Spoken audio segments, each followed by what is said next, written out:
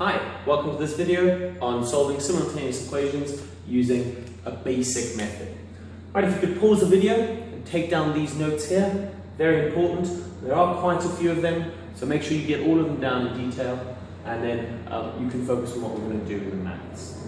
Alright, so if you're given an equation like that, 3x plus 2y equals 11, you can't actually solve it fully. You could solve x in terms of y, and likewise you could solve y in terms of x, but you couldn't get a value out for either of those variables without knowing the other one. However, if I'm given two equations and told that the value of x in both of them is equal, and the value of y in both of them is equal, I can use them together to solve for x or solve for y. Now, we're not going to talk about setting up simultaneous equations. That'll be dealt with in another video. We're just going to talk about solving them from this point. First thing I'm going to do is I'm going to set them up in columns. So I'm going to have all my x's in this column, my y's, and my numbers on the other side of the equal sign. And the reason I do that is because it facilitates my cancelling here. So the next thing I'm going to do is I'm going to try and manipulate these equations so that I can get rid of either my x value or my y value. Because if you have a look at the bottom equation, if I just had 5x equals 13, I can simply divide through both sides by 5 and solve for x. But unfortunately, this y value is getting in the way almost. So I need to do something in order to do that. Now, luckily, I already have a 2y here and a 2y here. So I don't actually need to do anything to this equation so that to make my coefficients of x or coefficients of y, and I look the numbers in front of x and the numbers in front of y are the same, because they are already here. Now, I know this is a negative and that's a positive, but the way we cancel will actually take that into account. So if we have a look at this, if I wanted to get a 0y from that, well, I know that that's 2 and that's negative 2, so if I added them together, I could end up with 0y over here. But I can't just add these together. I have to add my entire equation. I have to add the entire equation together in order to cancel out these y's. Alright, so if I do that, I've got 3x plus 5x leaves me with 8x, and I've got 11 plus 13 gives me 24. Now I'm just going to erase this 0y, because 0 times anything is 0. I don't need to worry about it, and now I just divide through by 8 on both sides, so I know that x is equal to 3.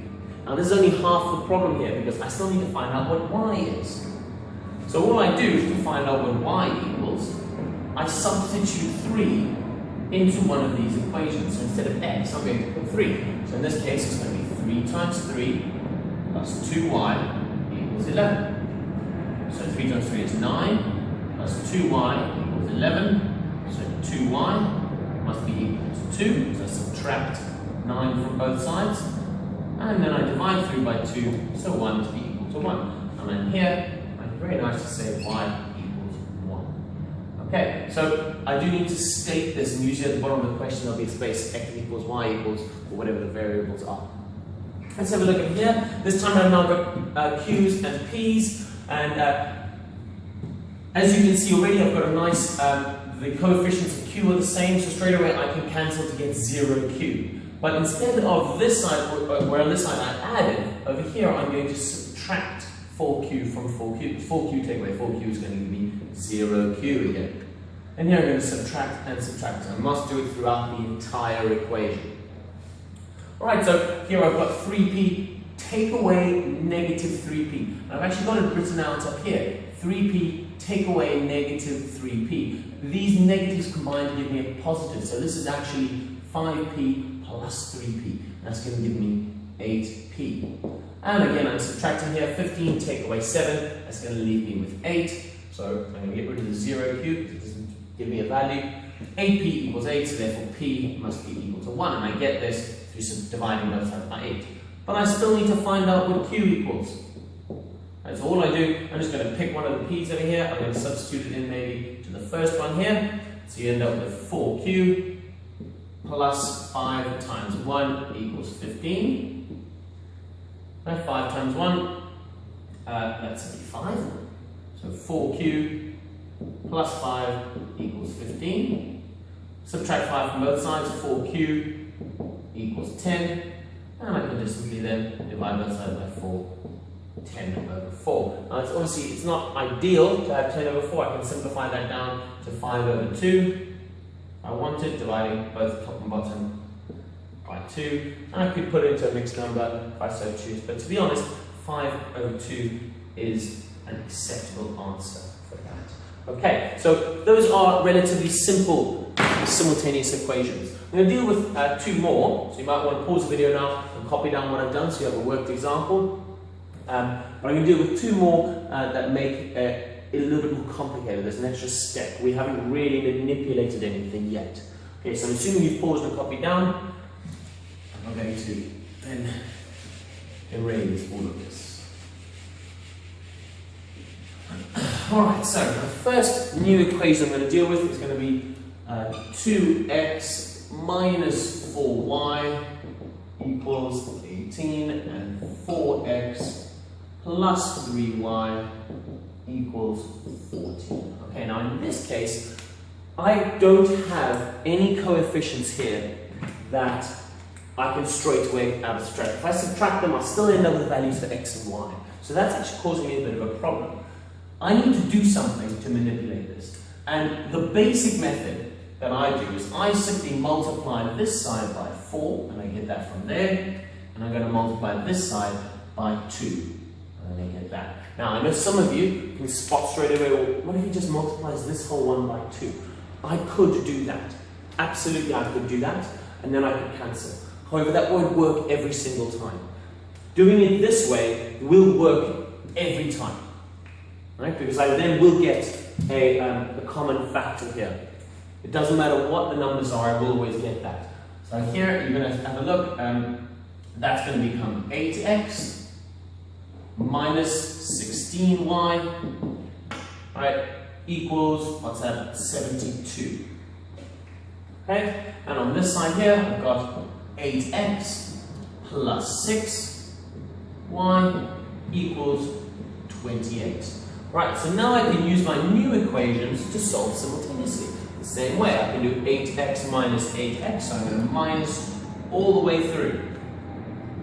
8x minus 8x gives me 0, I'm not going to write anything. 16y, take away another 6y. It's going to give me negative 24y.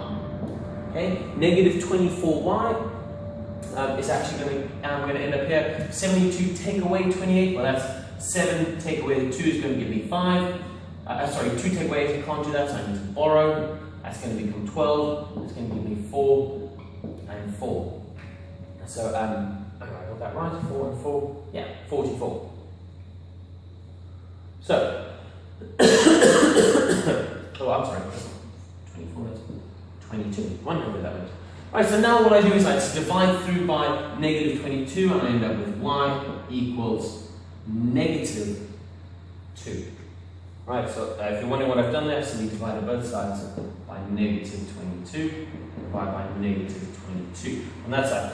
And now I have to substitute in. I can substitute in here, here, here, or here. I'm actually just going to choose the easiest one, which I think will probably be this one, because it's just a 2x. So if I substitute in here, right, I'm going to end up with 2 times negative 2 minus 4y equals 18. 2 times negative 2 is negative 4. Take away 4y equals 18. 18. Negative 4, to get rid of that, I add 4 to both sides, so negative 4y actually equals, if I take away 4 from both sides, 22 on this. If I add 4 to both sides, sorry, 22. And so my answer here, y is going to be negative 2. Oh, sorry, not y, negative 2. Oh, I substituted into the wrong place. My apologies. Right, I was just testing. Very easy mistake there. So I'm substituting in here for y, so that's actually 2x. Minus 4 times minus 2 equals 18. Now that makes a lot more sense. And so 2x is going to give me negative 4 times negative 2 is actually 8. Right, and so 2x is going to give me 10, so therefore x equals 5. Okay, so I've got y equals minus 2 and x equals 5. Now, to be honest, I'm actually glad I made that mistake. I did spot it, but please double check that you are substituting into the correct space. As you can see, the maths teacher does make mistakes, and they're fine as long as you spot them and make a note. Never going to do that again. All right. Okay, let's do one more, one last one. So we've got 3a plus 5b equals negative 4, and I've got 5a minus 2b equals negative 17. As you can see straight away, even if I just doubled this, I couldn't cancel, right? So I'm going to use the same method. I'm going to multiply that by 5, and I'm going to multiply this one by 3. And all I do is I multiply whatever that is, I multiply this one by, whatever that is, I multiply this one by.